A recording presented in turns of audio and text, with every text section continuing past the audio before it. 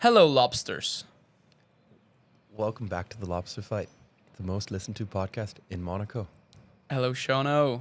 Hello, Fred. Today is the 16th episode. We're recording this Wednesday morning. We sat outside.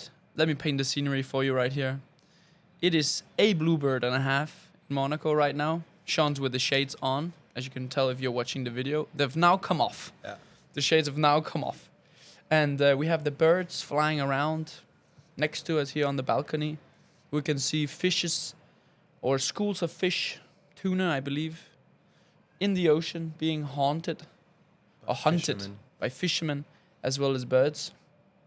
And I'm feeling very grateful to be sat here having this chat with you, Shauno. I'm very, very grateful. Because today is a special episode indeed. Is it now? It is. Yesterday I asked our listeners to help me out for this episode, which is a Ask Sean episode. As we all know, we've done the Ask Fred 1.0. Now we're about to do the Sean 1.0 here. Bonjour, then. Are you excited for that? I'm a bit nervous. You're a bit nervous? I don't know what to expect, what questions to come It's out. funny, mate. It's funny because I remember sitting there, and for me it was quite relaxing, but also nervous in the same way. Yeah. I like that I don't have to really think about having to prepare anything or make value out of the questions that I ask. Well, the only value will really be attributed if, you have some interesting answers. Yeah, but exactly. it's your life, so I would believe we'll get some pretty interesting answers. Let's see what comes out of it. I know you a little bit, but Only slightly. I'd like to get to know you a bit more as well. There we go. And I really like the way that you prepared me for my interview. And so I was thinking to do something quite similar with you. Is it now? Yeah, shoot some fast ones at you. Go on, then. Shoot some fast ones at you. And as some of you may know, that Sean he's a great sailor himself. But in fact, I would like to start by knowing, sunrise cruise or sunset cruise? Ooh, difficult. Sunrise, because you do them less, but sunsets are also very good. That's a great answer, mate. That's a great answer.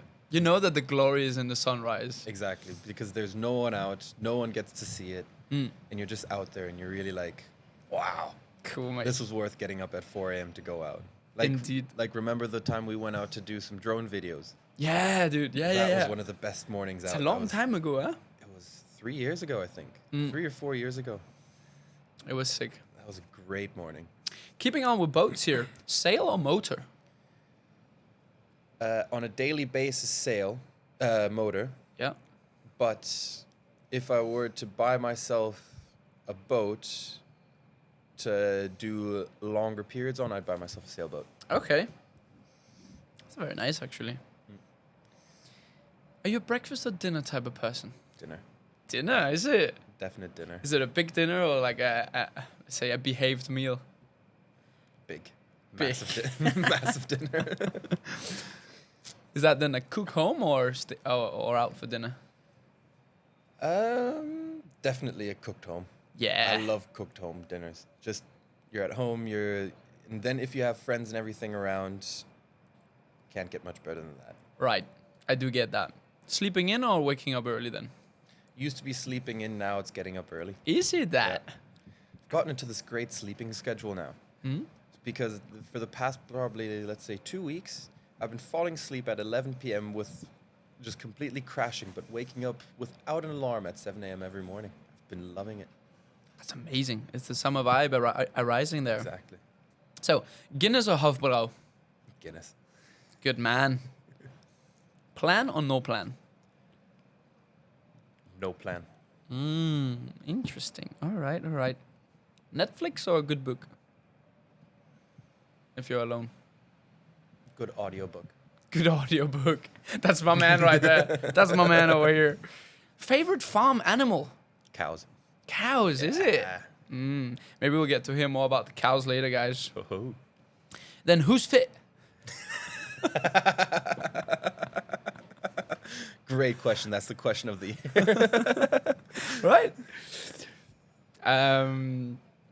You can always just say me, mate. It's totally fine. You, sir. Okay, great. That's a bit of confidence for me right there. Lovely, matey. Cool, mate. Very, very cool. Did Well- Sam ask that one? It might have been Mr. Bishop.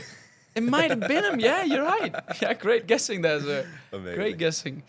Anyway, let's head into this episode of Sean. We had a few questions, and one of the first ones were about a recent event that we took on, which was our 4x4x4 challenge. What was your favorite moment doing that compared to last year? Second to last race, the one where we went really fast. Because I remember the second to last race the year before that, I wasn't really fast. And this time, me and Sebo, so for context, Fred's little brother, we just smashed out a very, very fast run that was just a lot, like very difficult, very, very difficult, but like crossing that finish line, best feeling ever. And then the second favorite was the last run when we were all running together and you could really just see everyone that did the 12 runs for the first time really just pushing, and then you can kind of poke at them and just push it, get them to push a little more, dig a bit deeper. And I remember some of your friends or my sisters and my girlfriend and like all the people that really didn't really plan on doing the full thing or like were kind of hesitant about the full thing really just outperformed themselves in the last run, really just giving it their all. So that was something that was just really like filled me with joy at the end of it. Cool. I think that's probably why I had on my Strava, I think a 9.5 kilometer run for the last run of the 6. You kept running back and forth. I was just loving it. I was Yeah, just loving the final stretch for everyone. I I was like, remember yeah, that. I want to be a part of that one. I do remember that. It's funny because actually the person asking the question was in fact the trooper Seb. Yeah. Yeah, he was the one that asked you the question there. Amazing. Very cool. So, in order to get to know you a little bit better, I think we need to realize that the Sean that was Sean maybe 2, 3, 4 years ago might not be the same Sean sitting here. But many of the things you will probably still do that you did back then. But some things will have changed. And so I'm very curious to start by knowing what a perfect day would look like for you today. What a perfect day would look like for me today. Yeah. I think it's, for me, it would be I get up kind of like around 7-ish. Go outside on my balcony, look outside, look at the flat sea. That would already be a good day. Then meet up with the boys, do an early morning paddle session. Something like that. Or some sort of sporty activity in the morning. Then get out on the water and just, may it be a little surf session, may it be a swim, or may it be a trip somewhere. And then it depends if it's a work day or not. If it's a work day, then just head out to work, which is then still going for a cruise somewhere. Or if it's just a day of full enjoyment, it'll then be just be out on the water all day. Maybe have a nice lunch somewhere. Spend quality time with the people around you. Then maybe do some more activities. Do some maybe free diving, do some maybe... Oh, I don't really like swimming that much. Like, actual, like, distance swimming. Don't really like that much. But, like, yeah, something like that. And then come back, go to Yacht and Palace or Ship and Castle, have a pint. Maybe go for a workout before that. And then a nice dinner. May it be at home, may it be somewhere else. I feel like that's open to interpretation. That sounds like a very good idea. Something like that. Very good day indeed. You speak about the water. That is something that even if you ask you this question, how a good day would look like for you, first thing that pops to your mind more or less is the water. Yeah. Where does this passion for water arise from? I think it started quite early, just because when we were living in America, we were living in Colorado, so in the middle of America, so there was no ocean or anything around us. But we had a little fishing boat. So then we used to go out, just to take the fishing boat, put it on, hook it up to the truck, take it to the lake, put it in the water, and then we just go spend a day out on the lake. And I think that's where it kind of started. And then when we moved to Germany, I started sailing on the river. And then that just kind of moved to developed my kind of desire for it, or just the joy of being out on the water. Like, everyone was really, I think it was also because it was kind of one of the only things I was kind of good at, of just doing watery things. And it wasn't necessarily in a competitive form of way, because I never competed in sailing. I never competed in being out, like, boat racing or something like that. For me, it was more just being out there, and I know that I was confident in what I was doing and when I was doing it. And with that, we just kind of, then we came down here, and I think what was it? No, when I was 13, then it really kind of developed even more into a passion of it, because I was like, I'd really wanted to have a yacht one day. Then I was like, well, do I really? And then I think it was a conversation with my grandpa, and it was like, well, you probably won't be able to afford it anyway. And I was like, well, all right, well, how can I have a yacht without having to afford it? And it kind of sparked the idea, is why don't I work on one? Because then I get to drive it, because I want to drive it anyway myself. I don't want anyone else driving my boat, so might as well just go live on a yacht, get paid, be a captain, and just really get paid to live the dream life. And so I thought that was the dream life. And then with that, we kind of then developed onward. I got my first boat license down here. Started working for a boat rental company in Villefranche. Just started off cleaning their boats. I was more or less working like a slave. I think I was earning €1,000 a month. That's boating for you right there, isn't it? No days off. Wow. But then if you think about it, as a little 16-year-old kid, if you come home after summer holidays with €1,000 or €2,000 in your pocket, that's a lot of money. So I still thought I was completely winning with it. And the guy I was working for back then, he really pushed me to develop more of my boating skills, because he kind of put me in situations where I wasn't familiar with. So he started pushing me to drive bigger boats without necessarily teaching me how to do it. He just kind of threw me and was like, all right, yeah, you'll figure it out. So I was doing charters on boats I was not necessarily licensed for and stuff like that. And then one summer the next summer after that, I came down after my first summer. And he was like, Sean, don't unpack your bags yet. I was like, oh, why is that? I was like, oh, you're going to go to a super yacht. You're going to be the chase boat captain on one of the boats. Wow. So me, 17 years old, come back just from high school, fresh out of summer holidays, walk down to the boat with still my full suitcase packed, put the suitcase onto the little rib that I was driving, and he's like, you're going to meet the boat in Saint-Tropez. No way. Didn't know what boat it was or what it was. He just told me the name of it. So I Googled it, and the boat was called Serenity. So a big Greek flagged charter yacht, 72 meter. When I then arrived at the yacht, it was then very interesting, because it was none of the crew spoke English properly. They spoke Greek? All spoke Greek. Oh. And they had like bits and bobs. Like the purser, he spoke good English. The stewardesses, they spoke all right English. The captain, he spoke very good English, but the rest of the crew, not so much. It was more just yelling around in Greek. However, like throughout the duration of probably the 2 months I was with them, I started kind of understanding what they wanted from me, or what they were talking about when they were pointing at things and saying stuff. And also, with that time where I was on the yacht, it was also then quite interesting, because I was a part of the crew, but I wasn't, because I was still the captain of the chase boat. So I wasn't necessarily tied into doing all the yacht work and all the deckhand stuff and so on and so forth, even though I did help out a lot. But in the view of the captain, I wasn't.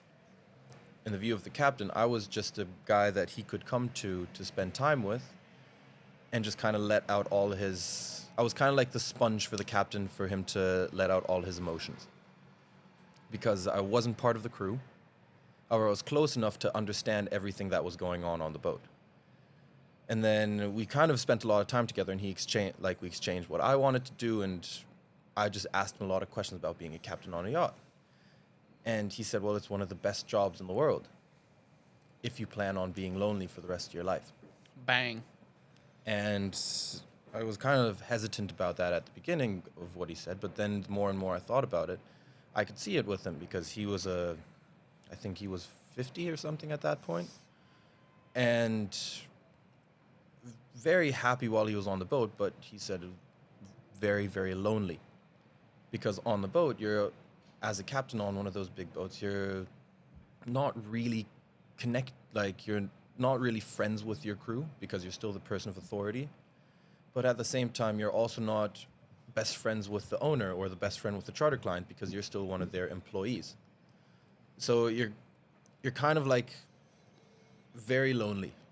And then if you work on a rotation and you live on the yacht, it's kind of impossible to have a family, have kids, have a wife. I mean, you can, but not functional. Like, for example, that captain, he had a wife and kids. However, wives divorced him. Kids, he's seen them, I think, if you were to put them together, maybe a year in total. Wow. And there were like, I think 12, 13. So that kind of opened my eye a bit, because it was like, is this really what I want to do, and spend every single day on the water to do that? To be completely lonely?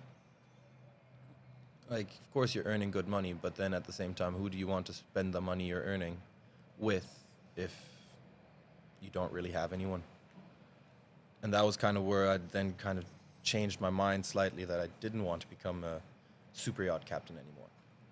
That's where I kind of distanced myself from the idea, just because I just valued relationships too much. I valued spending time with people that I cared, and I valued having a normal life.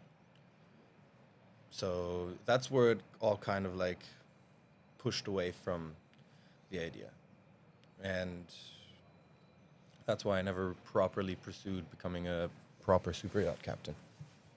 Very well, very well. But let's say your love of water has then been with you for quite forever, more or less. Oh yeah, it's been with me for a good little while.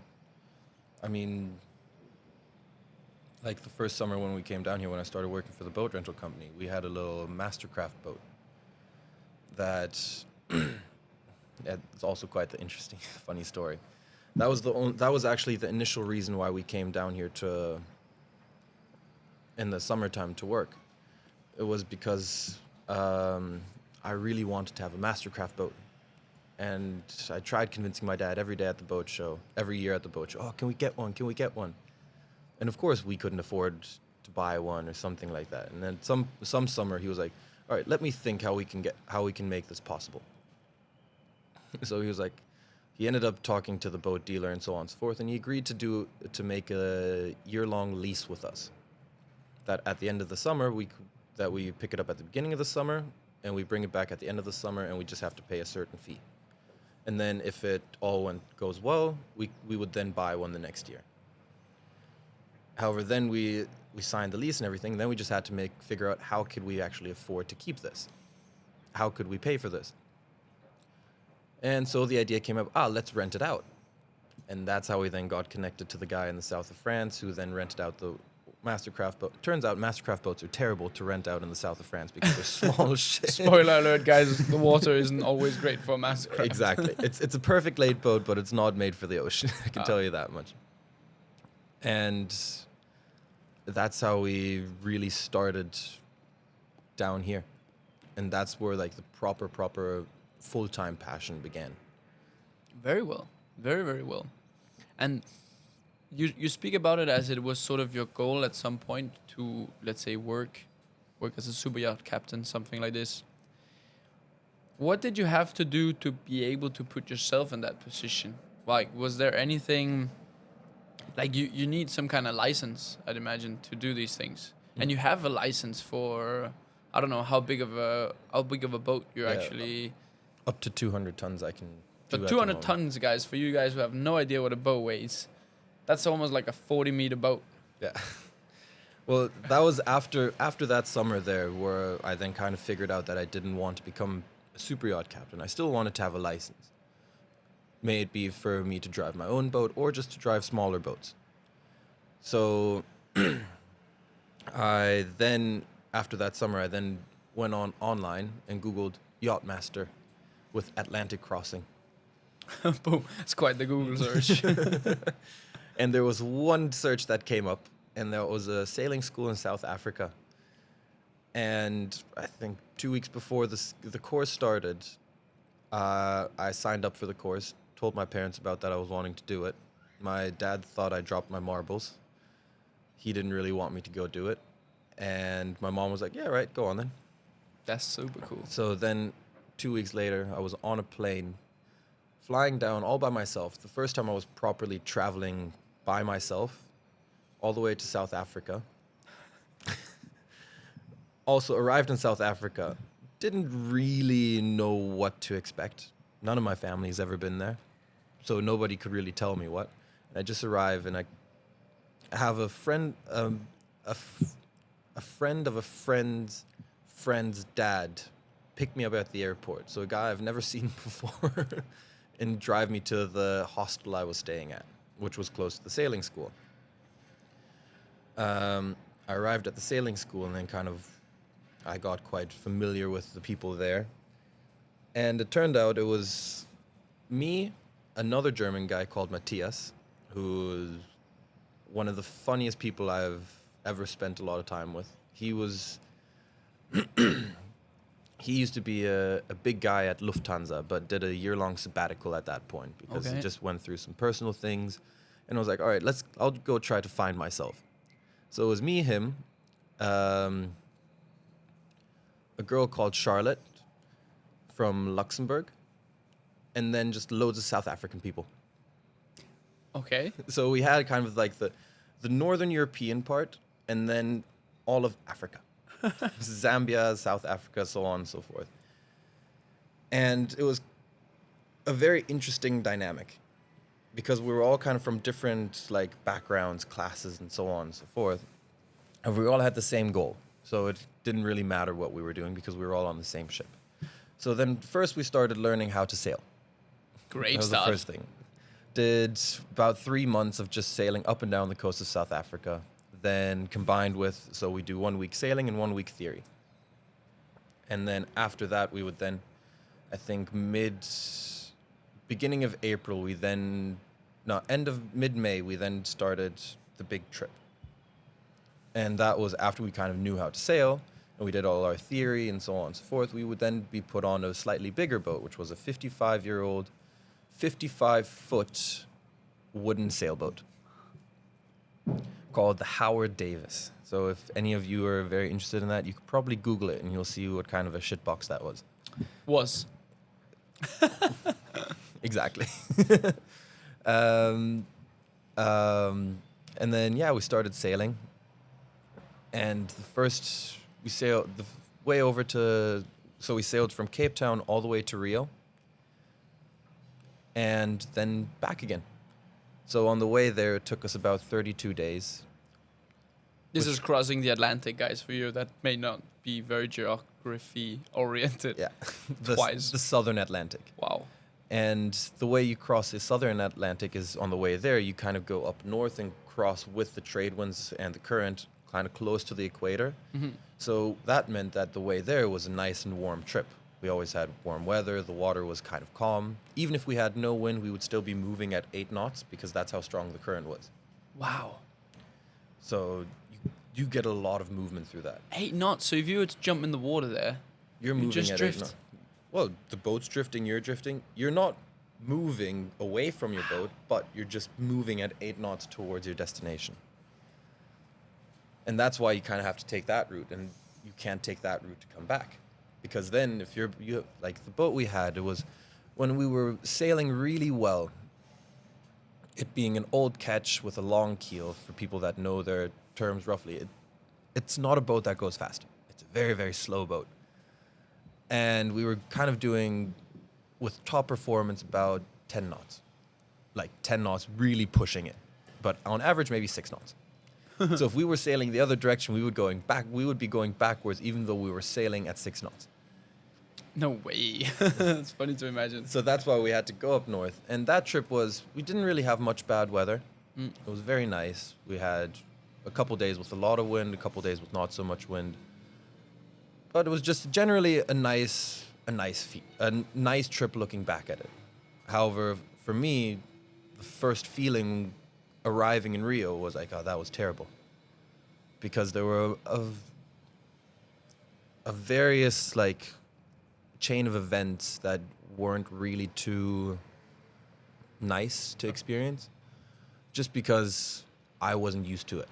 And it was number one, the boat for example, didn't have a fridge, so we were only eating canned foods for 30 days. Wow. Then we were drinking water out of the water tank, which doesn't sound too bad at the beginning. However, then imagine a water tank filled with South African drought water, which already doesn't sound too nice, in a 55-year-old boat where the water tank probably has never been cleaned before. That's just delicious. It's when you do that for multiple days, you really don't want to do it anymore. And then also the way my bunk was in the boat, as the boat was a wooden boat, so it was kind of leaking in through the bottom and it was kind of leaking in through the top. So every time it was raining, the water would kind of dribble through the ceiling. But at the same time, we would then have water just slowly simmer in through the hull, in between the wood. It wasn't sinking, but it was kind of getting close to it. And as I had the bottom bunk, every time the boat would roll over onto its side slightly, as sailboats do go sideways, my bed would be submerged in bilge water. No way. So it wasn't the best feeling ever. However, we arrived in Brazil, and first thing I did, I called my parents and said, yeah, I don't think I'll be sailing back with them. And I think I've already told this story on the podcast, but they were sitting here in France with a good mutual friend of ours, Louise, and she more or less said, well, at that time, both my parents were like, oh, well, don't worry, we'll just come back. You can just fly back. You've got your miles now, so it's all good. Louise then picked up the phone, and she's like, yeah, Sean, you stop being a bitch. If you can change anything about the situation, change it, but you'll regret not sailing back. And that kind of really opened my eyes with that. And so I did anything in my power to change everything that I didn't like about my situation there to make it a nice situation. So when we were in Brazil, I then ended up buying close to over 100 I think around 100 liters of water, which I then kept in my bunk. Loads of like extra different cans of different types of foods, because I didn't really enjoy the other foods. So I at least had some food for myself that when I was off of watch, I could kind of get back and just have my little enjoy the cruise for a second. Enjoy the cruise for a second. So I'd be sitting upstairs having just a bag of chips or something like that, for example. How great is that? Or then when it was my cooking day, I could spice up the meal slightly, so I was like the popular chef on the boat.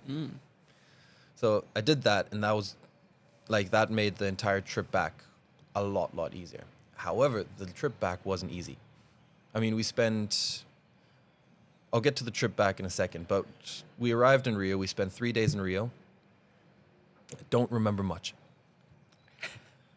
Was hazy. Very, very hazy. I believe it's a very nice city. However, the cachaça and that they put in their drinks there is very, very strong and does delete memories.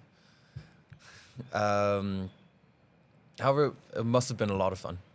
Then we sailed on to the small little island called Ilha Grande, which is about 50 miles south of Rio. And it's a very cool little island because it's an island that doesn't have any proper cars. It doesn't have any roads on it. However, it's filled with people, or not people, but it's like two little small villages. And the only way you can walk around the island, like the way you get around the island, is either by boat, by walking. Yeah, those are the only two ways. Either by boat or by walking through the island. And it's kind of like a small tropical jungle. You walk through the island, you have all the wild monkeys running around. And then you go on the other side and have drinks on the beach there. Wow, sounds like paradise. Absolute paradise. Water crystal clear, beautiful, completely stunning. And then the night before the departure, me and my friend Matthias, everyone had a big night, let's put it this way. Because they knew, all right, this is the last time before a long, difficult trip back. Let's enjoy it. So no one took their phones. Also phones didn't really have much value there either. But no one took their phones. Everyone just had cash in their swim shorts and just kind of roamed around the island. And me and Matthias, we started off in one beach bar, and it just kind of developed from one drink to the next drink to the next drink to the next drink. And then at some point we didn't really remember the drinks anymore.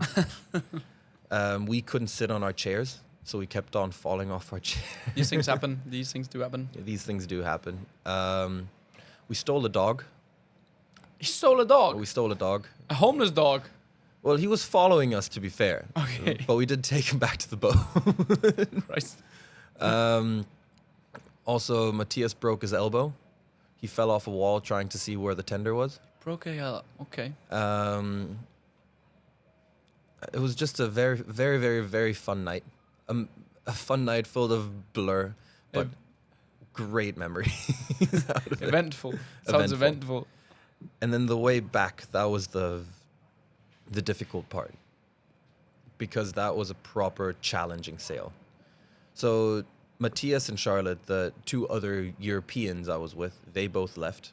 They both flew back because they didn't want to join the trip back. And also, I mean, Matthias broke his elbow, so it wouldn't be a wise choice to then sail back on a broken elbow. Oh, no. And that trip was supposed to be a 21-day trip. However, it ended up being a 42-day trip, so twice as long as it was meant to be. And that trip, just for a little context, you have to take that one down south, because otherwise you'll be sailing against the current. So you have to go down south to be in the current-free zone. However, down there you don't have trade winds that constantly push you. So you're kind of relying on the weather systems that come up from Antarctica that kind of go like in a wavy shape to then push you over the Atlantic. However, if you get those systems wrong, or they just move in the wrong direction, you can get quite stuck in them, and that's exactly what happened to us. So we managed to sail quite far down, and then we had this one weather system just pop up right in front of us, and we were just sailing up and down in a straight line, just on the same line back and forth for a week straight, waiting for this weather system to pass. Wow. Then the weather system finally passed, and we kind of continued on sailing towards our goal or our destination. And there we then got caught up in a weather system, and that was a blessing in disguise, but also a nightmare, because we were in that system for about 10 days straight. And it helped us make a lot of distance because we were going really, really fast in that system. However, then for about 10 days straight, we didn't have any warm food because we didn't cook anything warm because the boat was just flying around like crazy. If you were to imagine the sea state, it's about 35-meter waves. Jesus Christ. So, like down here in the Med, you wouldn't really get anything like that. It would be more or less impossible to get that. But imagine, let's say, a 4-story family house. Jesus Lord, it's super scary to think about like that. A 4-story family house just moving up towards you, and you're in a 15-meter or 16-meter boat. So the boat is less than half the size of the wave, and you're just going up and down, up and down, up and down. Unbelievable, to be honest. Then you have those waves combined with about 120 knots of wind, which is... So for us down here in Monaco, 30 knots of wind is the point where we would not even think about leaving the port. Jeez. and that's really, really windy. So at that point, we took all the sails off the boat.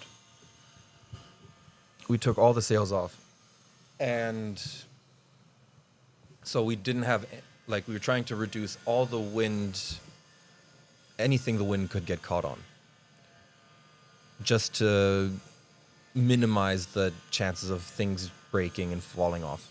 So then imagine a boat downstairs where you had to climb over sails to just get to your bed.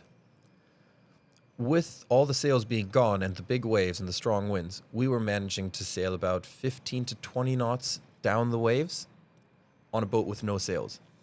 Wow, that's a lot of power. On a boat that's meant to go about 10 knots max. And then you do that for 10 days straight with no autopilot, nothing, hand steering the entire thing. It gets properly scary at that in certain situations. However, it kind of also shapes you in a way that you don't really, like, you can't stop. There's no changing in the situation, so you have to make the best out of it. And that's where I was quite happy with the people I was surrounded with, because all of them understood that. None of them were, of course, a lot of people were scared, as we all should be, but all of us were not necessarily panicking. And that's, I believe, is one of the worst things that could happen, is just panicking in a situation where you can't change anything. And with that, we then kind of just all accepted it, and then we just made fun of, like, had a good time with it. So we made a terrible situation actually really, really nice, because we were all then trying to, all right, who can surf the most out down the waves. That's impressive, though, that you can apply that sort of mentality in the middle of the Atlantic Ocean, and just with 35-meter sky rises over your head, going down a wave with 20 knots on 10-knot boat. It's crazy. I mean, there's, like, the first moment it's very difficult to imagine it when you haven't done it. But once you're in the situation yourself, you'll realize that you don't really have any other options. You have to do that. Yeah, you're by yourself there. And, like, there where we were in the storm, we were the people that were closer to us were the people in the International Space Station. We were close to the people in the International Space Station than we were to people on land. Now, if you put that in perspective, like, that's how far away we were from everything. Oh. And, like, if you just imagine if you were to sink out there, of course your family would care and stuff like that, but the rest of the world, you'll just disappear. Nobody would notice. Nobody would care about it. You're just small. You're very small out and there. you realize how irrelevant you are for the world as a society, as just one singular person. And it's very much a humbling experience when you're out there. I totally imagine that. However, then it's when you get out of it, and the best feeling is after when you're sailing and you go through a really, really tough storm. Right after the storm, it's always the calmest. Yeah. And you just come out and everything's just flat.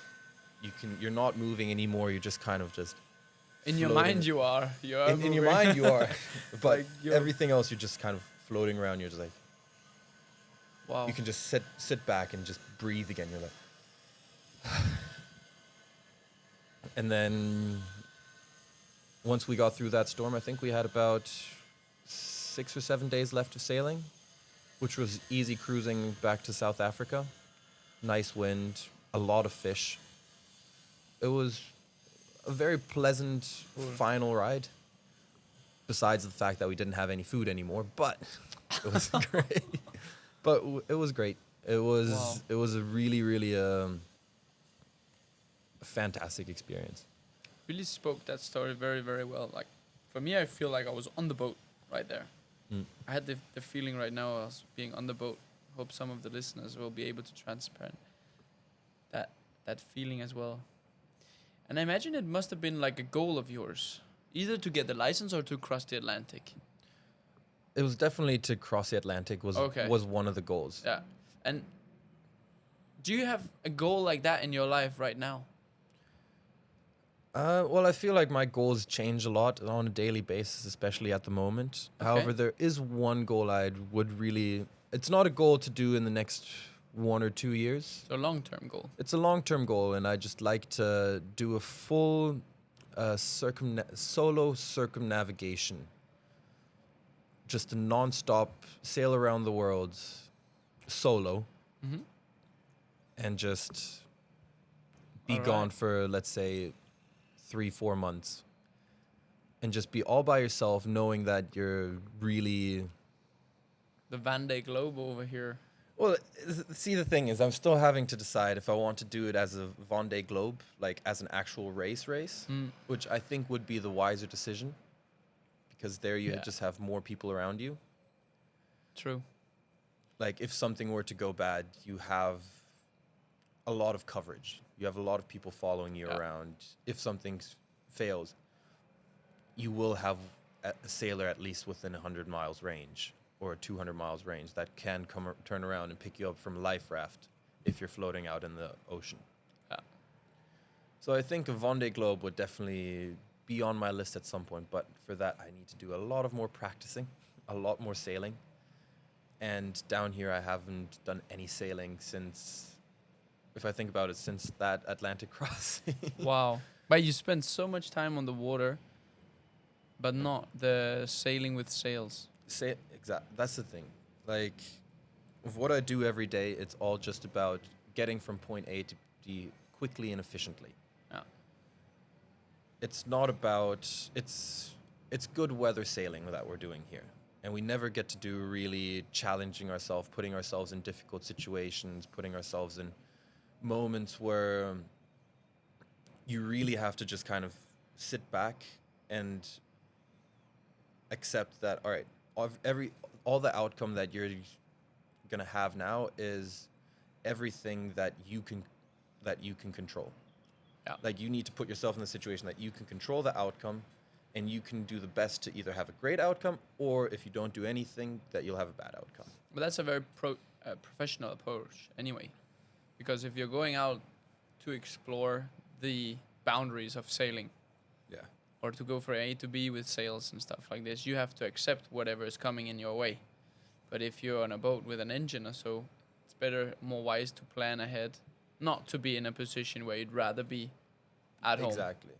And do you define the water or being out there in the ocean with nothing but the sound of the wind and the waves as your happy place? Or have you found it to be in your current, let's say, life with people around yourself, or are you I would actually say so, yeah. Like there's as much as I sometimes complain about my day-to-day life, I don't really have a reason to complain about it. Let's say just being out on the water every day, and like for me it's the moment when I'm out there, and especially on the sunrises or sunsets, and you're out on the water and you kind of look around, you're like, this is nice. However, now that's something I would really like to share with, especially with you and let's all the people that I'm really close with. Is I'd love to just get out on a sailboat one day, and like we talked before, like doing our Atlantic crossing. Yeah, I do remember. That right there is something. Once you do that, it Catches you. catches you, because you're out there and you wake up, you see the sunrise and you see the sunset. Like you see both of it. And the way the sunrise in the middle of the ocean is one of the most magical places there is. It's like there's nothing that really can compel it, like change the perspective on things. Wow. And I believe that would probably be my happy place. However, for that, it's not a daily happy place. No. It's a happy place that you go for, that you'll experience, and you'll know that it's your happy place when you're in the moment. And I know that a lot of people would then also see that as a very, very happy place, because everything outside, all the problems in the world just shut off. There's nothing that can really bother you anymore, because there, you're by yourself, you're with the people on the boat, May it be politics that were going on, or wars, or may it be viruses and whatnot. Out there in the middle of the ocean on the boat, nothing can get to you, and the only world that you care about is that little boat where you're floating on. This is a very interesting approach. We were asked a very cool question by one of our listeners. What do you think the meaning of life is? Do you think that you have found it, or that you are in pursuit of it right now? I think this connects very well this exact moment you're trying to elaborate on. Because I mean, you can't just chase whatever, let's say, daily things that we're surrounded by in a society. You can just chase them endlessly. The next goal, the next goal, the next problem arises, the issues, these, as you say, these wars, all of this horror surrounding us.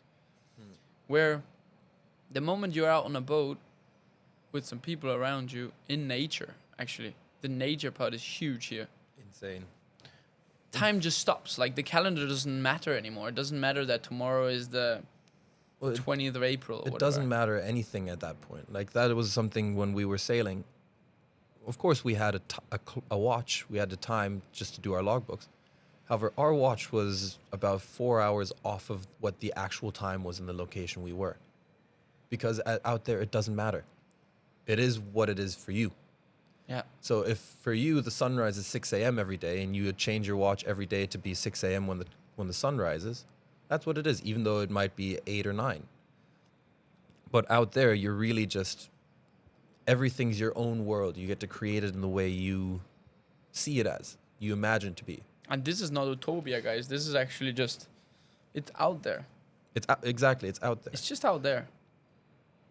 That's the insane thing about it. For me, it's so cool. We're sitting here on this terrace and we're looking out on the water, and I'm just trying to imagine if you were, you'd probably need to, navigate a little bit. But if you just went out there in the horizon, passing the islands, passing whatever, Corsica, the straight Mediterranean, get out in the Mediterranean and into the big, big blue, of how infinite it is, and how much happiness you have found in such things, that if you look around,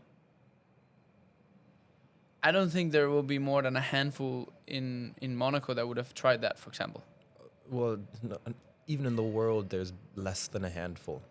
When we arrived back from the Atlantic crossing, one of our captain that kind of guided us through the entire thing, he told us that we did something very big. It's something less than 1% of all sailors do in the world. Now imagine sailors, 1%. Now put that 1% of sailors into all the people in the world. Yeah. It's tiny. It's very small. I know that if you cross the Atlantic, you're allowed to wear red pants at the yacht clubs around the world. Is it? Yeah. Do you have yourself a pair of red pants? I do not. I think I have a pair of red swim pants, but I don't think they're that not really adequate, counts. mate. They're not adequate to your achievement here. They're definitely not. How would you define success then? Let's take this as an example of your personal success. This guy tells you you've done something which is really, really big. Do you take it as, because then you feel like, okay, I've done this big achievement of sailing the oceans of 70 days in 75-day span? Or is it more the success of, I know that I can put myself in a position where I'm floating around the 7 seas and I'm good? I think for me, it's really more that I know that I could deal with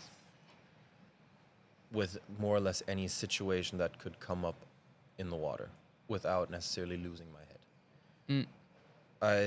For me, it's not necessarily the successful aspect of, I sailed across, like I sailed back and forth. For me, it's more about my personal acknowledgement that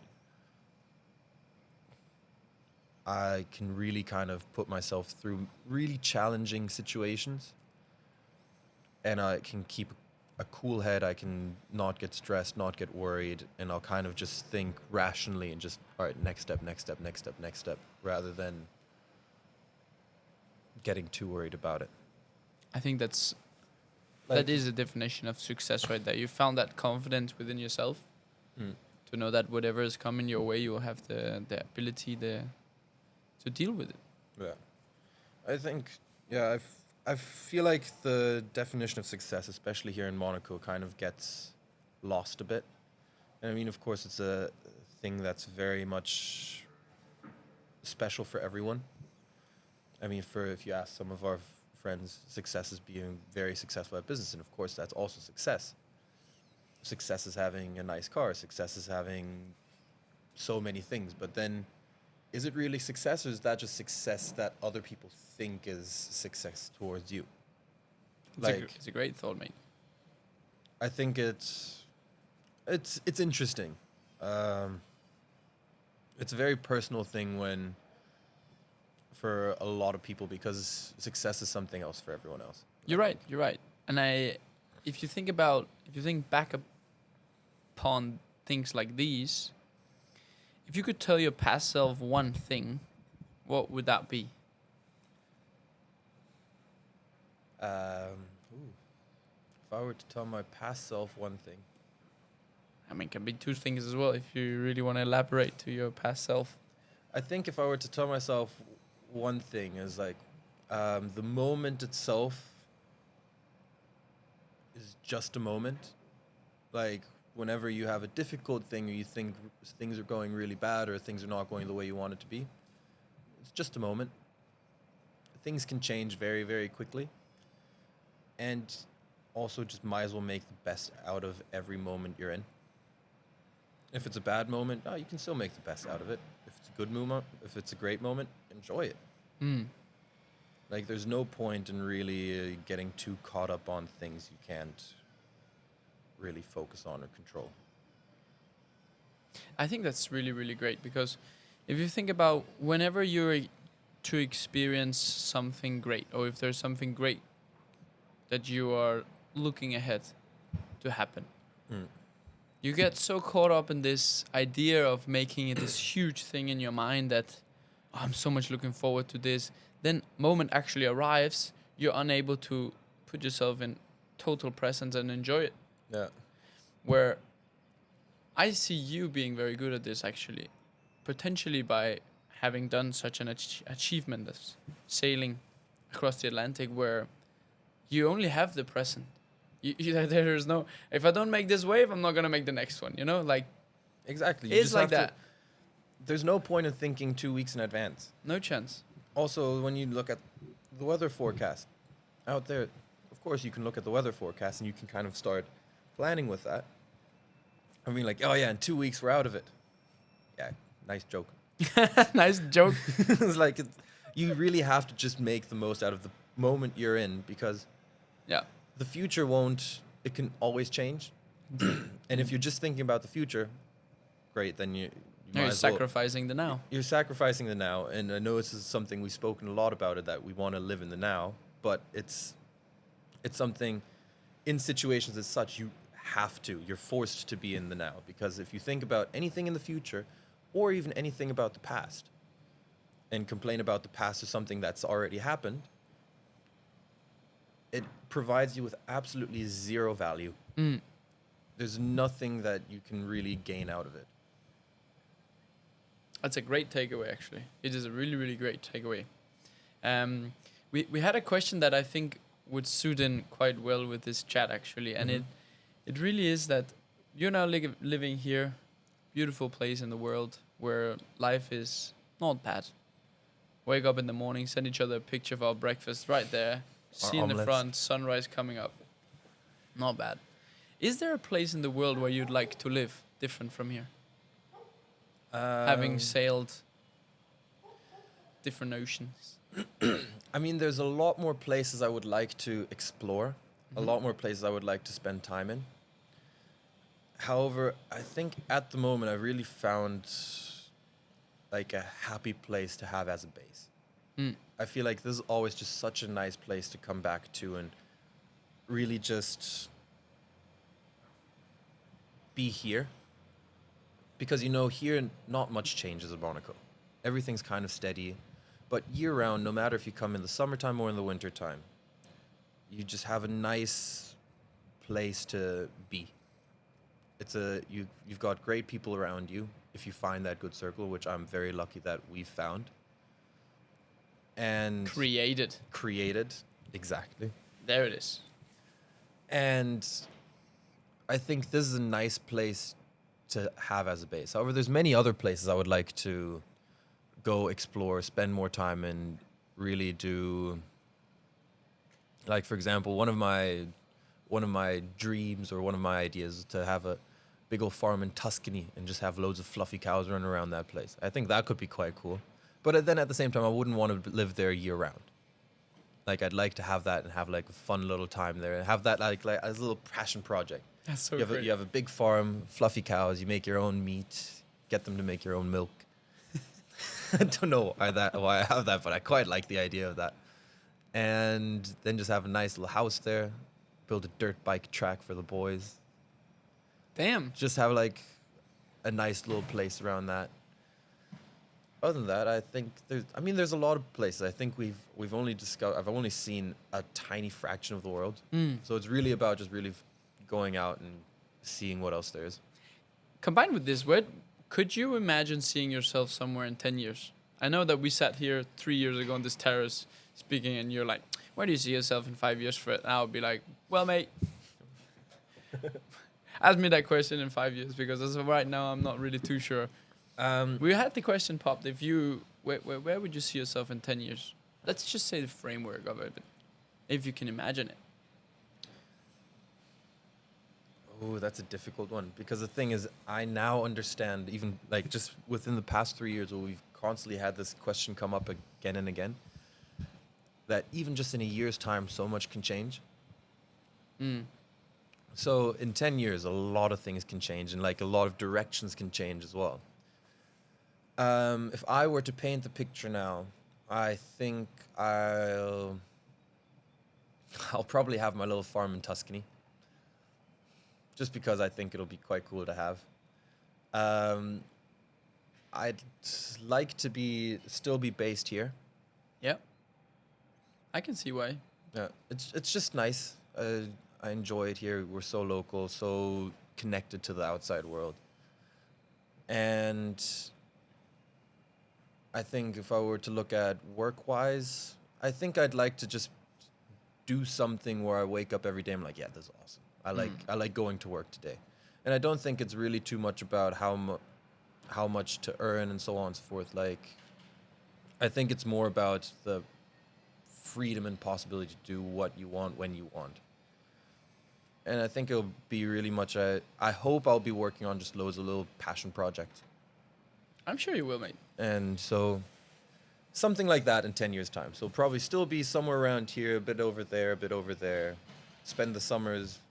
It's great I don't know. questions. It's just all over the place. It's really, really great answer, mate, because having asked you this question before, and there would have been a very little answer to it, you've done reflecting, and some very cool answer, mate. I'm very excited to enjoy some nice meat at your Tuscan farm in about 10 years, maybe before, maybe later. I don't know. Speaking of, let's say, future projections of yourself, is there one or something that you aspire to be? Like, do you have an idol, for example, or something that is something that helps you on a daily basis to say, I wanna do something like this person, I wanna be like that person, or I think that is interesting and that helps me in some sort of way? But there is not an idol if you don't come up with it like that. Not particularly, no. No, I take inspiration from a lot of people. So everyone has like their own different things. Where like I take inspiration from you, for example, every time we go work out and we run and so on and so forth. Like in 10 years, if I could be as, let's say, disciplined with myself as you are today, then I'm already on a great track. And then I take things from, let's say, Flau, for example. Then I take things from Andrea. Then I take things from someone we all don't know, and he's just a person on Instagram that I see. And like I kind of put my little idol together into like this one character, I'd say. That's so great. But I don't have one person where I'm like, yes, this is my biggest idol, the person I follow blindly or whatever. I think it's a healthy way to do it, mate. I think it's a healthy way to do it because you are taking bits and bobs and creating basically you as well. You know, it's something that you aspire to be in. I think it's also just because like I've been very fortunate to be surrounded by a lot of different characters, a lot of different personalities. I've been very fortunate to meet a lot of people that I thought were big idols of mine, and either in the positive way or in a negative way. But then I kind of started to realize that no matter who the person is, everyone has their flaws. These are facts. And like being on the boats, for example, and doing charters, I mean, I really had anyone on the boat. I won't mention any names just because clients and so on and so forth. But imagine it and imagine the name. I can probably say I had them on the boat with high certainty. Yeah. And they go to the exact same bathroom as you and I do on that same boat. Yeah. They go to the same restaurants, they order the same food. They're an average human being like you or me. Yeah. So that's why I don't really get too fussed about certain people. I think it's a healthy approach to it. Very much. You're not putting it like it's a hierarchy, like someone's up here and I'm like here. See, the thing is, it's Very all about perception. Yeah, you're right. So like 100%. they might be able to put their perception of themselves above a lot of people that are listening to them or kind of following them. But then if you kind of realize that, okay, well, he's still just here, so I might as well be here because he went through his challenges, his phases, and so on and so forth. Yeah, but you still went through all your challenges and your phases. Like, at the end of the day, we're all kind of level base. Yeah, right. Everyone had their own challenges. Everyone works with their problems differently. Indeed. And you have their problems. Just maybe they don't show them as well. Exactly. Maybe they're just better at hiding them. That's it. That's it. Now, in order to loosen up a little bit here on the end of our lovely interview here, we were asked a question by one of our listeners if you'd prefer, and now I know you like this first one, and I know you also like the second one I'm going to ask you. I'm curious to hear your answer, though. Would you prefer the greatest summer party or a deep talk with friends at a 4-hour dinner?